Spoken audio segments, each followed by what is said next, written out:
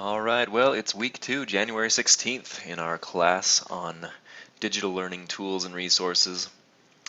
And it looks like that winter has released its evil grip on our area, a little bit anyway. It's warming up a little bit this week, so that could be nice. And in this class, I still have my evil grip on you. No, just kidding. Anyway, we're learning about task-centered learning. So last week you talked about instructional design, and that's an overall process, an overall idea for designing good instruction, following the analyze, design, develop, implement, and evaluate process, the ADDIE process. This week it's task-centered learning, and this focuses more on effective, engaging, and efficient instruction, the kind that we want to do whenever we incorporate technological tools or resources into our teaching and learning. And so you're going to be reading about this, and this is actually something that I have done a lot of writing about myself and publishing about. So if we go to readings here, there's First Principles of Instruction, written by M. David Merrill, a mentor of mine, and then What is Task-Centered Learning and How Task-Centered Learning Differs from Problem-Based Learning. Those are both written by me. And what those are about, well, actually written by myself and Joel Gardner, a colleague of mine. And what those are about is just a model for making learning more efficient and engaging and effective. And so take a look at those. It might be interesting to see what your thoughts are on those different articles as you read them. And learn what you can about this model of task-centered learning. And then for the discussion this week, based on the readings, you are going to post the answer to the question, what is task-centered learning? And how would you create a task-centered learning experience for your own classes or learning situations? And realizing that maybe this is your first opportunity to learn about this, and so try to do your best to understand how it might relate to your own experience. And as you read those articles, think about how this type of learning might take place within your own type of situation if you have a classroom, or in a classroom that you would like to teach in if you don't. So that's something to be aware of. Then again, you're going to post an initial response. The requirement is to post by Thursday and then respond to two or more other students post by the end of the week, as with all the discussion boards for this class. So task-centered learning. What is task-centered learning? And just to give you a brief introduction to this, I'm going to go to one of the figures in one of the readings, the What is Task-Centered Learning reading. And these figures, by the way, this whole article is a preprint article, and so what happens is the figures are not integrated into the actual text, so you actually have to go down to the bottom, the appendix, to view the figures in the text, because that's the way publishers have to have them when you submit them for publication. This one was published a few years ago now. Anyway, you've got these 4 elements, well, 5 elements, I should mention. The first one is in the middle, task. And what task-centered learning says is that we should center learning on real-world tasks. There should be some kind of a task. And task is a vague term. Of course, it could be almost anything. But the idea is to find something that learners can actually become involved in that's similar to what might be done outside of school by a professional. And of course, this is going to be harder for those learners who are younger, because there's a lot of specialized skills that might be involved in a task, and so a task may have to be reduced down to its basic core in order to work for younger learners. But that's the idea, is that all of these things should be centered around some kind of a task, and learners should do the whole task, and then they should also complete a progression of such tasks. So there should be one task, and maybe the next task that they do, they build upon that. And then the 4 elements of task-centered learning around that are based on the basic task. That's why task is in the middle there, is because all of the other things that happen are centered on that task as well. The first one at the top left is activation. And so the idea there is to activate learners' cognitive structures prior to learning. We go back to our educational psychology knowledge for this one. We must introduce learners to something by activating what they already know about it.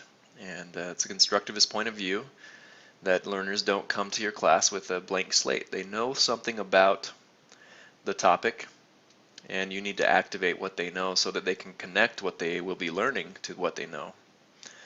And then it says help learners acquire necessary cognitive structures. So again, if they don't have the prerequisite knowledge that you need them to have, you have to help them to acquire it. Some examples of this, I guess, are relating what is about to be learned to what has been learned in the past. Maybe connecting what is about to be learned to a news story in the news, or something that everybody might be familiar with, something in popular culture, and relating the task or the activity or the learning that they're going to be doing to these things. So the next part is demonstration. And demonstration means showing skills and information relevant to the task. So you might explain to students, we're going to be doing this task. Let's say it is to build, let's say it is to build a bridge with popsicle sticks and so forth. Then you might demonstrate how those popsicle sticks are to be glued together, how the popsicle sticks are to be put together, and how the bridge could be made. But you won't demonstrate everything about it because, of course, students need to have some choices in the matter. But you can use relevant media and multiple representations of concepts within demonstration as well. Application means that learners have to apply the information they have learned to complete tasks. So going back to the bridge example, maybe there's some math that they need to know, and they need to be able to apply that to creating the bridge. And the reason why just doing the math isn't enough is because it doesn't connect it to the real world task. Remember, that task in the middle is important. So if learners have learned some math and then they also apply it to a different task that they're supposed to do, then they'll much better have learned it. In fact, there's an argument that could be made that they haven't learned it yet until they have applied it to some real world task or something that they really need to know. And then during application, the teacher should coach learners, help them to do it. They should reduce coaching and feedback as learners gain more expertise. So obviously you're not going to help them with everything after they already kind of learned how to do some of it.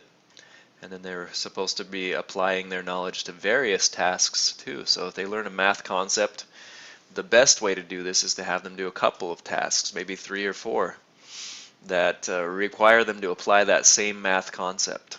And that will allow them to learn that concept very well because they will have applied it several different times in different situations. And then integration is the last one, and that is to have learners demonstrate their new knowledge and skill. So after maybe they've applied their math and created, that they need to present about it or maybe share a little bit more about how it works in different types of situations. And that's for integration. There's the other item there, have learners find new ways to use their knowledge and skill. And so they're going to be finding new ways to adapt this skill and knowledge that they've learned. Now, if you look back into the education system today, we often don't have the time to do this, right? I mean, we're hardly ever even having time to cover something, let alone actually make students apply it to a task that they have to complete. And so that's one of the big, I guess, issues with this education system, or the task-centered learning idea. They sometimes don't meet in the middle, right? But there is that argument that could be made, and it's a pretty strong argument, and you'll be watching some videos by M. David Merrill, who talks about this a little bit this week. He'll say, it's not really learned unless you've really applied it to a task. You'll probably forget it. And I think back to my experience in elementary school, and I have forgotten a lot of things that I learned. But I have remembered some of those things, and that is because there is that extra application, demonstration, and integration of the learning that has gone on when I learned that thing. Maybe it was a big project that I had to complete, or maybe it was something that I really had to take and apply to something else a couple of different times. And once I did that, I remember it, even today. But if I never did that, just kind of did a worksheet and was done with it, never thought about it again, then I probably don't remember that thing. So that's the argument with task-centered learning, and there are certainly drawbacks to this approach as well, but there are a lot of good outcomes for this kind of approach too. I think I did forget to mention that you'll be watching some presentations from M. David Merrill, and so he's going to talk a little bit about task-centered learning, or at least engaging in instruction and instructional design, along with the other activities this week. So once you complete all these 3 things, basically, you'll be done for the week, and looking ahead a little bit, you just want to make sure that you do know that there is the models and tools presentation in a couple of weeks. And you're going to have to, again, summarize the ADDIE model, the Task-Centered Learning model, and the SAMR model in your own words. And then you're going to make a recording somewhat like this one to do that.